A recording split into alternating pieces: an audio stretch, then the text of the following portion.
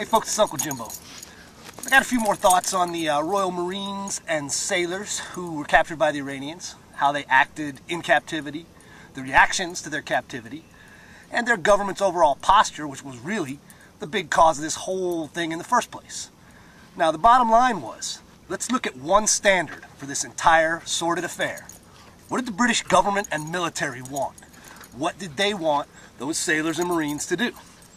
Now, I doubt they wanted them to dance around like they were at Ahmadinejad's birthday party.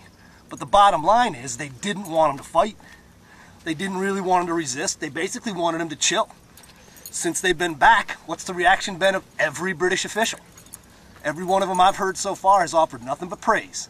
Now, to some extent, they're trying to put lipstick on the pig that was this entire sad little situation. But the bottom line is, the British government has decided that they're not interested in projecting a force posture consistent with an expeditionary military. If you're going to put your military in harm's way, you have an obligation to secure it so that the forces that you deploy are not available for kidnapping and parading around on Iranian TV.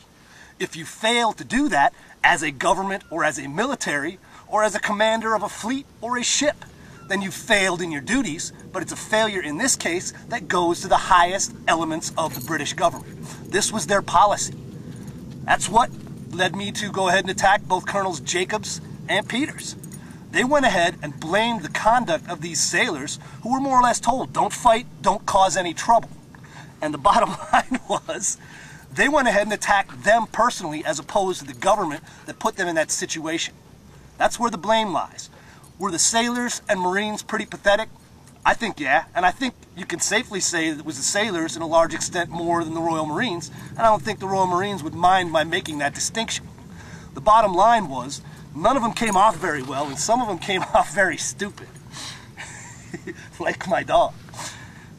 I don't think that there was blame in the extent that it was heaped upon these people for their actions in the actual kidnapping and captivity. They were not heroes by any stretch of the imagination. And I understand that Colonel Jacobs qualifies in many respects as one heck of a hero. I was not unaware of who he was when I went ahead and violently or vehemently disagreed with his position. The bottom line is, I think by attacking the low-level troops who did basically what their government wanted, he did him a disservice. And he would have been much better served going ahead and calling out the Ministry of Defense and the British government for deploying their Royal Navy in such a way that it could be scarfed up by a couple of mini pirates. Ain't that right, Karma? So anyhow, that's my piece.